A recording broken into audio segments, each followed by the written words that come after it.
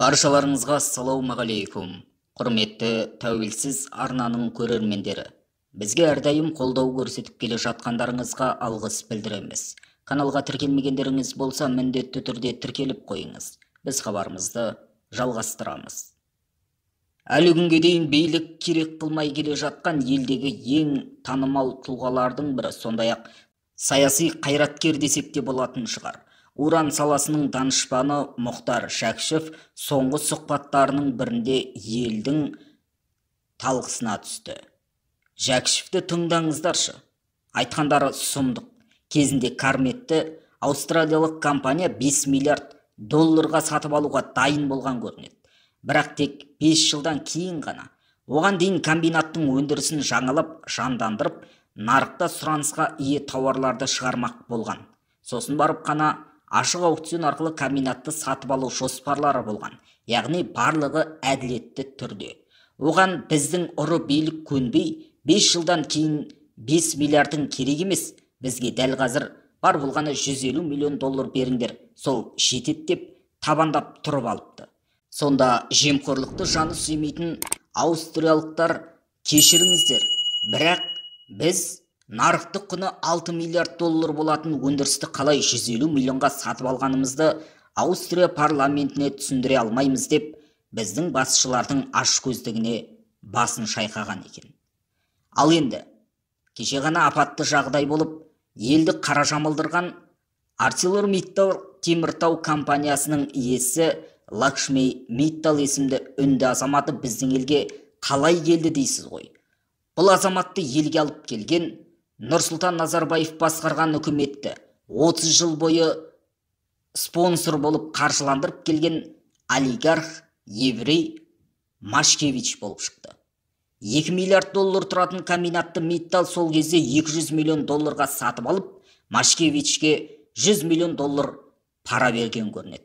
Инсайдерлік ақпараттардың көзінше, мұны еврей қанша пайызын біздің үлкен шалға бергені тағы да құпия. Ал енді, қазақты теспей сорған сол Машкевич туралы әртүрлі ақпараттар айтылады.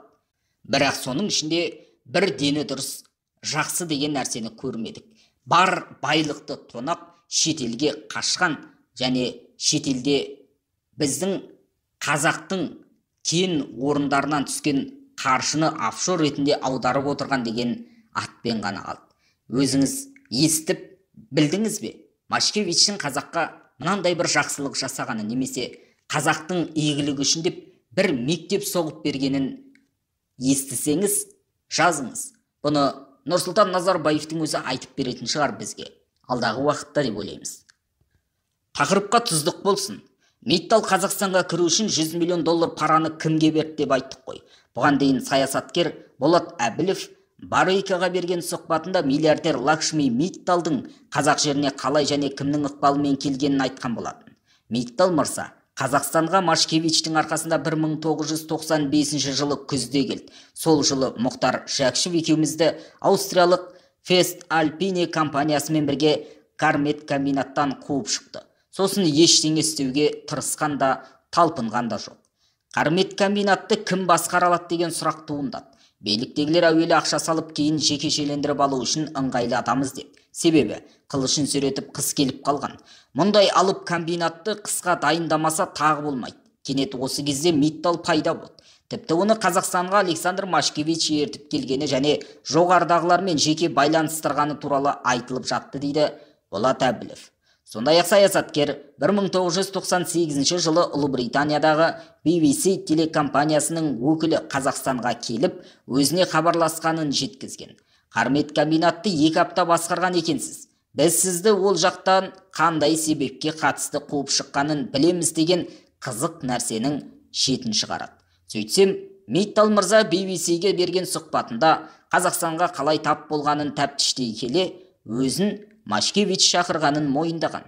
Қазақстанға кіру үшін ақша бердіңіз бе деген тікелей сауалға Миттал, комиссиондық негізде 100 миллион ақш долларын беріп жібердім деп жауап беріпті деп тағы бір шындықтың бетін ашты. Демек, Миттал 100 миллион долларды Машкевичке, ал ол мұны жоғарда отырғандарға үлестірген. Өкініштісі, Кармет комбинаттың құны кемі 2 миллиард долларға бағаланғанымен, Миттал оны бар жоғы 220 миллион долларға сатып алды. Онда да қаржыны бірден емес, комбинаттың өнімнен түскен пайдамен есептесті. Салыстырмалы түрде айтсақ, Миттал Украинадағы дәл осындай зауытқа 5 миллиард доллар төлеп қол жеткізген болатын. Ал біздің билікке сол кезде бар болғаны 200 миллион жетер ақша болыпты. Демек, осыншама жағдайдағы жемқорлықты айтсақ, тіпті ауыздарыңызды ашып қалатын шығарсыздар. Ал енді Альвида операциясының сәтті аяқталған туралы аз кем айта отырайық. Бірде-бір үнді зардап шекпеген екен. Қараңыздар, Лакшми Митталдың Қазақстандағы 28 жылдық эпопеясы осымен тәмам болды. Осы уақытта Қазақстанда 160 кенші қаза тапса да, Митталдың өз отандастарын жауапкершіліктен құтқарып отыруы өте сәтті болды. Лакшми Митталдың Назарбаевқа жақындығы оған кезінде құқық қорғау органдарына өз жансызын енгізуге жол ашты. Соның арқасында Миттал Теміртауды басқарған үнді менеджерлерін дер кезінде Лондонға қашыруға мүмкіндік алды. Олар апат туралы хабар жетісімен Қарағанды әуежайында дайын тұрған ұшаққа отырып ұшып кететін еді.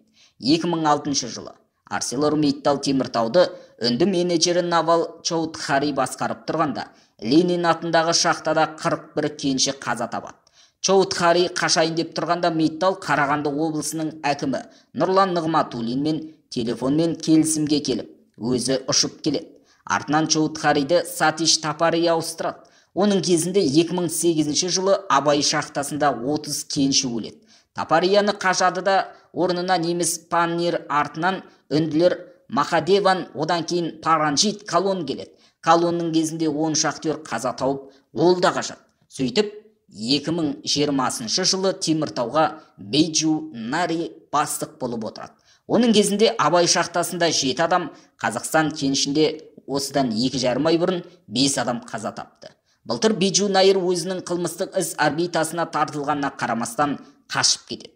Бейджу қашқаннан кейін әрі Нығматуллиннің пәрмені кеткендіктен отандық құқық қорғау органдары үнді менеджерлеріне деген риторикаларын қатаңдата бастайды.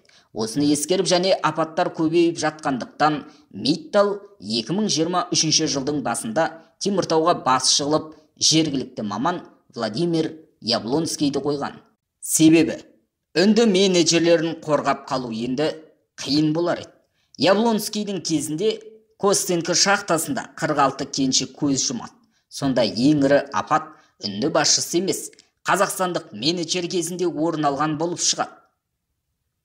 Яблонский 100 жыл түрмеде отырса да, Митталдың оған жаны ауырмайды. Себебі Яблонский үнді емес. 160 адам өлсе де, 28 жылда бірде-бір үнді менеджері бір күн абақтыда отырмаған. Миттал өз жоспарын ойдағыдай орындап шықты. Міне, әңгіменің төресі және түбіндегі негізгі түйіні осы болып тұр. Бірақ біздің Қазақстан билігіне дәл қазір қарапайым халықтың және жергілікті шахтерлардың отбасылары, жақындары, сондай-ақ қоғам белсенділері үлкен талап қойып отыр. Бұл талап әлгі ArcelorMittal Теміртаудың қожайыны болып саналатын Лакшми Миттал мырзаны жауапқа тарту. Тіпті үкіметтің қолынан бұл келмесе, онда Қазақстанда ол кісіні жауапқа тарта алмайтын болсақ, бүкіл әлемдік Біріккен ұлттар ұйымының алдында халықаралық сотқа беру тұр. Себебі бүкіл әлемде, Қазақстанда емес, бүкіл әлемде адамзаттың, жалпы адамның тағдыры ойыншық емес. Бұған арнайы құқықтық ден қою және құқықтық заңдық нормалы шарттармен көзделген. Сондықтан, егер де бұл жағдай қоғам белсенділерінің аузынан шығып отырған сөз Лакшми Миттал Қазақстанда жазаланбайтын болса, онда халықаралық сотта біз оны жауапқа тартуымыз керек. Себебі 160 кеншінің өмірі тектен текке кетті деген тағы да болмайды ғой. Әділеттілік болу керек, шындық жеңіске жету керек, және халықтың талабы да осы болып тұр. Бізді қолдасаңыз, төмендегі комментарийге пікір қалдырыңыз, каналға жазылып, арнамыздың дамуына үлес қосыңыз. Ел аман, жұрт тыныш болсын ағайын.